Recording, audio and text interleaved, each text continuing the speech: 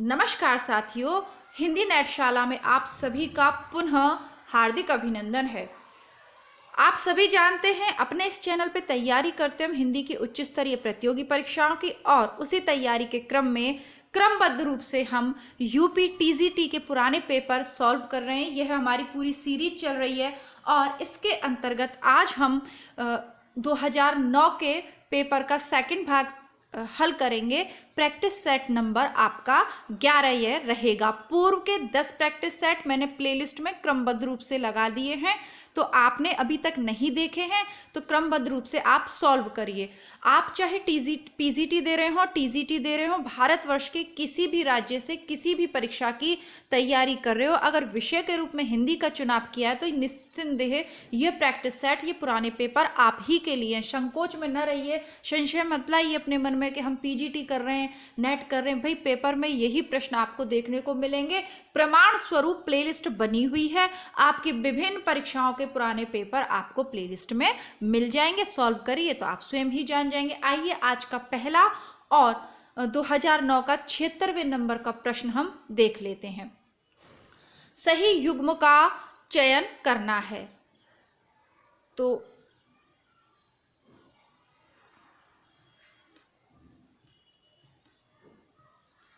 भगवती शरण उपाध्याय विलायत यात्रा।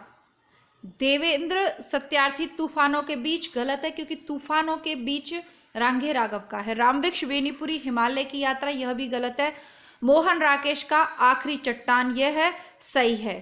और ऑप्शन में देवेंद्र सत्यार्थी का इन्होंने दिया है धरती गाती है। रामवृक्ष बेनीपुरी का पांवों में पंख बांधकर सभी जानते हैं, किंतु यह प्रश्न मुझे गलत लग रहा है। इसको मैं आपको चेक करके कमेंट बॉक्स में लिखूंगी, क्योंकि मोहन राकेश का आखिरी चट्टान यह है। ये सही ऑप्शन, इसका 4 होना चाहिए। ठीक है, तो इसको मैं चेक करके बताऊंगी ये दोनों को। ठीक है, तो इसको आप कमेंट बॉक्स जरूर चेक कर लीजिएगा, मैं इसे कमेंट बॉक्स में पिन कर दूंगी। आगे बढ़ते हैं।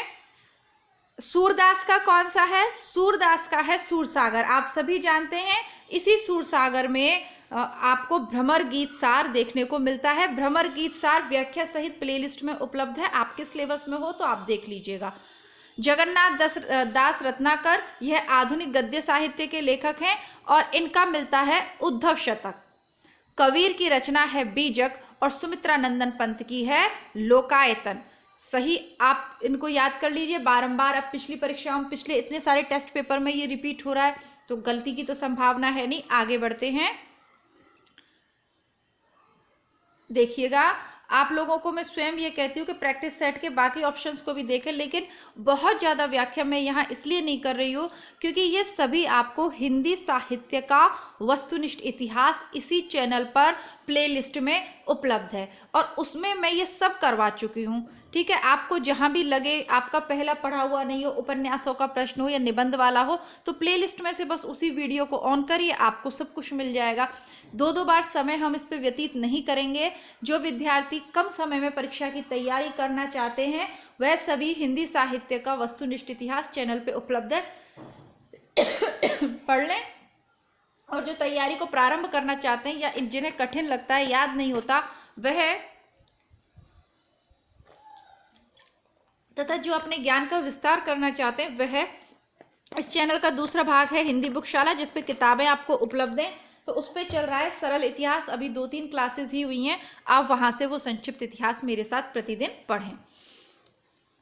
परिमल किस कवि की रचना है? तो सूर्यकांत त्रिपाठी की रचनाएं है परिमल। अन्य रचनाएं हैं अनामिका, गीतिका, तुलसीदास, कुकुरमुत्ता, नए पत्ते, अर्चना, सरोज स्मृति, आराधना, और प्रमुख है राम की शक्ति पूजा। और इसमें से बहुत सारी इनकी रचनाएं प्लेलिस्ट में आपको मिल जाएंगी। कविता हम कर चुके हैं। जयशंकर प्रसाद दिनकर ने, चलिए आगे बढ़ते हैं। जयशंकर प्रसाद की कामायनी की भाषा क्या है?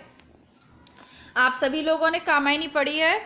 नहीं पढ़ी है, प्लेलिस्ट में आपको इसके सर्ग मिल जाएंगे। तो कामायनी की भाषा है खड़ी बोली। कामायनी की भाषा है खड़ी बोली। समय के आरोही क्रम में कौन सी रचना पहले आई? अंधेर नगरी। देखिए, अब यहाँ पर आपको प्रकाशन वर्ष के, आप परेशान हो जाते हो, मैडम हमें तो प्रकाशन वर्ष याद ही नहीं होते। अरे भाई, अगर आपको रचना पता है तो भी आप लगा लेंगे। देखिए, त्यागपत्र जैनेन्द्र का है, तुम चंदन हम पानी, विद्यानिवास मिश्र का निबंध। आत्मनेपद अज्ञे का अंधेर नगरी भारतेंदु की है और आधुनिक काल का प्रारंभ भी भारतेंदु से होता है। तो सबसे पहली कौन सी हो गई? अंधेर नगरी। अगर प्रकाशन वर्ष याद नहीं है, लेखक भी याद है तो भी आप कर लोगे। ठीक है जी, आगे बढ़ते हैं। हिंदी अपने जन्म से ही ब्रज भाषा की प्रवृत्ति के साथ खड़ी बोली की प्रवृत्ति को लेकर आई थी। ब्रज भाषा के हाथ में हाथ दिए खड़ी बोली उतरी, यह कथन किसका है? आचार्य शुक्ल का है। वशुबंधु नामक हिंदी साहित्य के इतिहास के लेखकों का नाम क्या है? गणेश बिहारी मिश्र, श्याम सुंदर बिहारी मिश्र और सुखदेव बिहारी मिश्र। गणेश, श्याम और सुख, दो श से नाम शुरू होते हैं, सुख श्याम गणेश, सुख श्याम गणेश, सुख श्याम गणेश रट लीजिए, बारंबार ये प्रश्न पूछा जाता है और ये गलत हो जाता है। मिश्र बंधु विनोद जिन्होंने लिखा है वो ये हैं। ठीक है, बाद में कृष्ण बिहारी मिश्र भी हैं इनके लेखक, इनके जो बंधु हैं उसमें कृष्ण बिहारी मिश्र भी हैं, किंतु मिश्र बंधु विनोद, गणेश, श्याम और सुखदेव ने मिलकर लिखा है। आगे बढ़े। कौन सा कथन असत्य है? ज्ञानाश्रय शाखा के कवि निराकार की उपासना करते हैं, बिल्कुल सही बात है। कबीर संत कवि हैं, सही है। प्रभु जी तुम चंदन हम पानी, रैदास की पंक्ति है, बिल्कुल सही है। प्रभु जी तुम चंदन हम पानी, जाकी अंग अंग बास समानी। संत तुलसीदास ज्ञानाश्रय शाखा के कवि हैं, बिल्कुल गलत, क्योंकि जो तुलसीदास हैं वो राम भक्ति शाखा के कवि हैं। ठीक है, अब जो संपूर्ण हमारा भक्ति काल है उसको निर्गुण सगुण दो में हम बांटते हैं। सगुण के अंतर्गत राम भक्ति और कृष्ण भक्ति, और निर्गुण के अंतर्गत ज्ञानाश्रयी और प्रेमाश्रयी। तो ये कहाँ कौन से में चले गए? तुलसीदास राम भक्ति सगुण धारा में चले जाते हैं, आ जाते हैं। कौन सा ग्रंथ केशव दास का नहीं है? रामचंद्रिका, कविप्रिया, विज्ञान पंक्ति, भाषा भूषण। भाषा भूषण नहीं है। ठीक है, भाषा भूषण इनका नहीं है ग्रंथ, बाकी इनके ग्रंथ हैं। भाषा भूषण जसवंत सिंह का ग्रंथ है, जो राजा जसवंत सिंह थे, महाराज जसवंत सिंह, उनका व्याकरणिक ग्रंथ है। आगे पढ़ेंगे। शुक्ल ने हिंदी साहित्य इतिहास के आधुनिक गद्य साहित्य परंपरा का प्रवर्तन के अंतर्गत प्रथम उत्थान की अवधि मानी है 1925 से 1950 विक्रम तक। ये प्रश्न भी बार बार पूछे जाते हैं। शुक्ल की पूरी बुक हमने पढ़ ली है, उसकी विषय सूची भी मैं आपको करवा दूंगी, क्योंकि ये नेट में भी पूछा है, यहाँ भी पूछा है, और यह आपके पीजीटी में भी ये प्रश्न पूछा हुआ है। प्रथम उत्थान की अवधि जो मानी है वो 1925 से 1950 की मानी है। ठीक है, और रामचंद्र शुक्ल का ये पूरा ग्रंथ प्लेलिस्ट में है। नए विद्यार्थी ध्यान दें, अभी परीक्षा में समय है, प्लेलिस्ट से प्रतिदिन रामचंद्र शुक्ल के इतिहास के वीडियो देखने प्रारंभ कीजिए, यदि आप मेरिट में स्थान सुनिश्चित करना चाहते हैं तो। वैदेही वनवास नामक काव्य अयोध्या सिंह उपाध्याय ने लिखा। अन्य इनके देख लेते हैं। प्रिय प्रवास 1914 में लिखा, जो कि हिंदी खड़ी बोली का प्रथम महाकाव्य है। पद्म प्रसून, चुभते चौप दे, चौखे चौप दे, रस कलश और वैदेही वनवास प्रसिद्ध रचनाएं जो बारंबार पूछी हैं। रत्नाकर शब्द किस कवि के साथ जुड़ा है? तो जगन्नाथ दास रत्नाकर। अब्र हिंदू का बद्री नारायण, रसा उर्दू में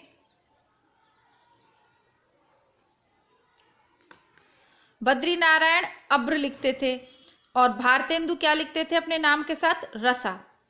ठीक है, और जगन्नाथ दास रत्नाकर। रंग में भंग काव्य कृति के रचयिता हैं मैथिली शरण गुप्त।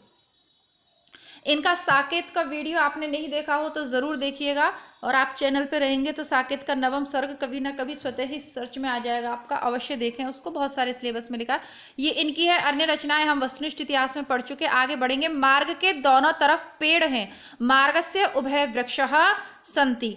तो ये सब एक आपको पुराने पेपर में जितने भी पूछे गए हैं ना संस्कृत के, वही अधिकतर रिपीट होते रहते हैं, तो इनका एक नोट्स टाइप में बना दूंगी। और परीक्षा के यूपी टीजीटी में पूछे जाते हैं संस्कृत के, तो परीक्षा से पहले बस इतना ही आप कर लीजिएगा। वही पूछे जाते हैं, मति, जगत, रमा, राम, अधिकतर वही सब पूछे जाते हैं, तो उनके धातु रूप याद करिएगा। वीरांगना नामक उपन्यास के रचयिता हैं रामधारी सिंह दिनकर। उत्साह शब्द का विशेषण है उत्साहित। मोहन से चला नहीं जाता, वाक्य में कौन सा वाच्य है? भाववाच्य।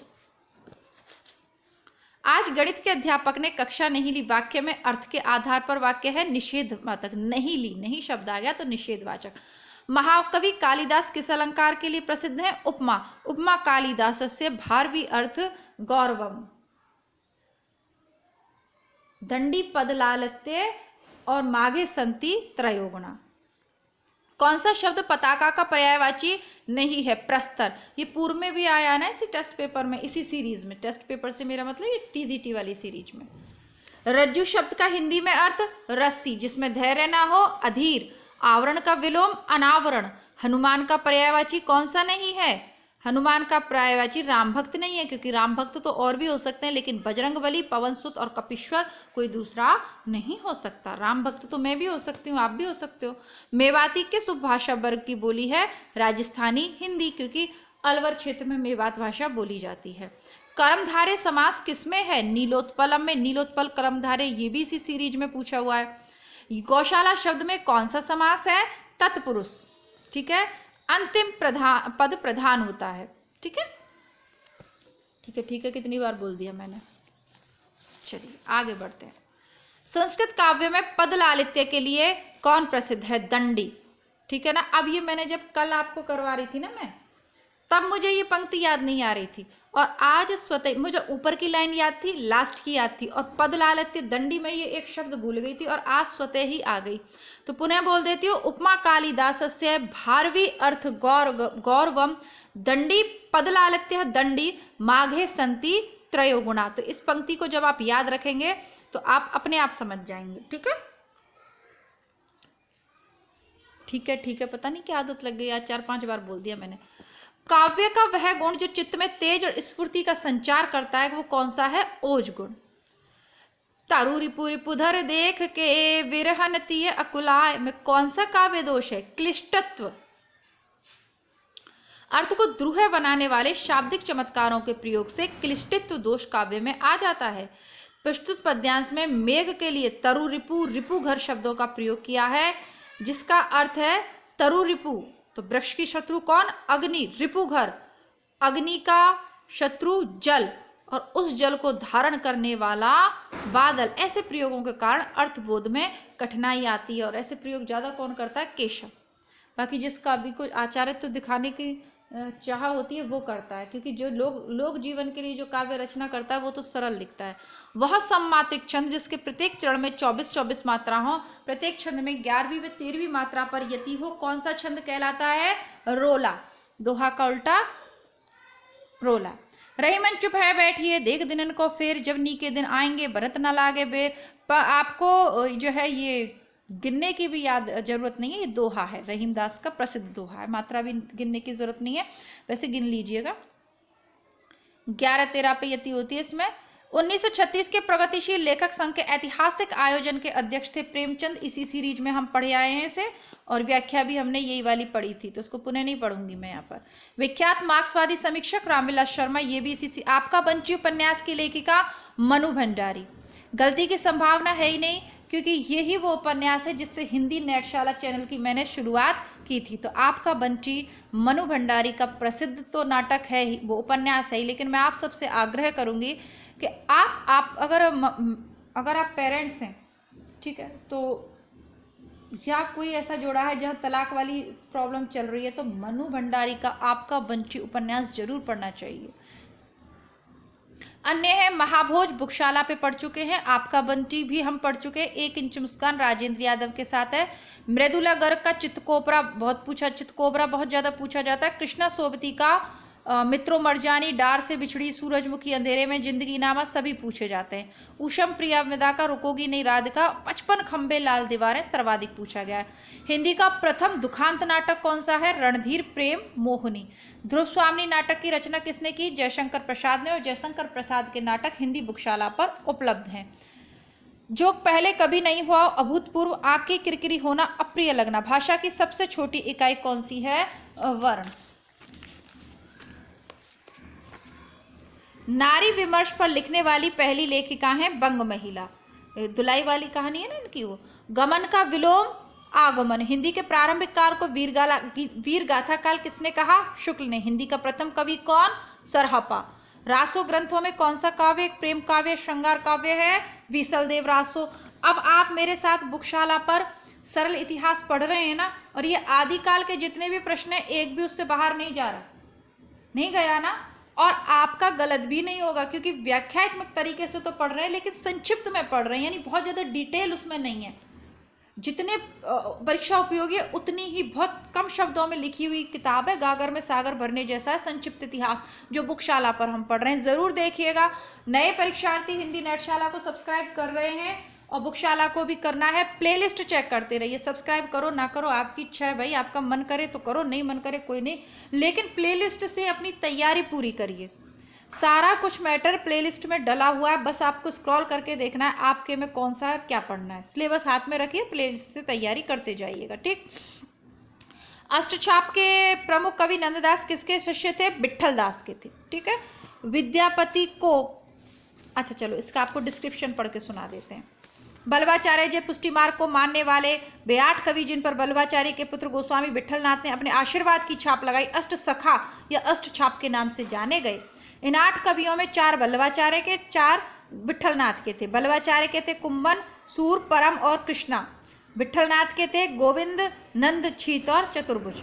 विद्यापति ने कुल कितने ग्रंथों की रचना की? 14। बारंबार पूछा हुआ है, 14। कल की कक्षा में मैं आपको इसको करवाऊंगी सरल इतिहास में। प्रेरणा नामक कहानी रचित है प्रेमचंद द्वारा। धूमिल को किस काव्य कृति पर साहित्य अकादमी पुरस्कार मिला था? कल सुनना मुझे, इसी में पूछा हुआ है ना। बिहारी सतसई के दोहों की संख्या 719। अब कहीं 713 है, कहीं 719, 723 मिलता है, लेकिन कहीं कहीं 717 भी मिलता है, लेकिन आप इसमें 719 को माना गया है। वैसे इस तरीके के प्रश्न इन्हें देने नहीं चाहिए, लेकिन दे दिया है तो इसमें सही उत्तर 719 माना है, ठीक है। और इसके बाद कल हम हमारा 2010 वाला पेपर सॉल्व करेंगे। आशा करती हूँ कि आपको ये वीडियोस निश्चित रूप से हेल्पफुल लग रहे होंगे।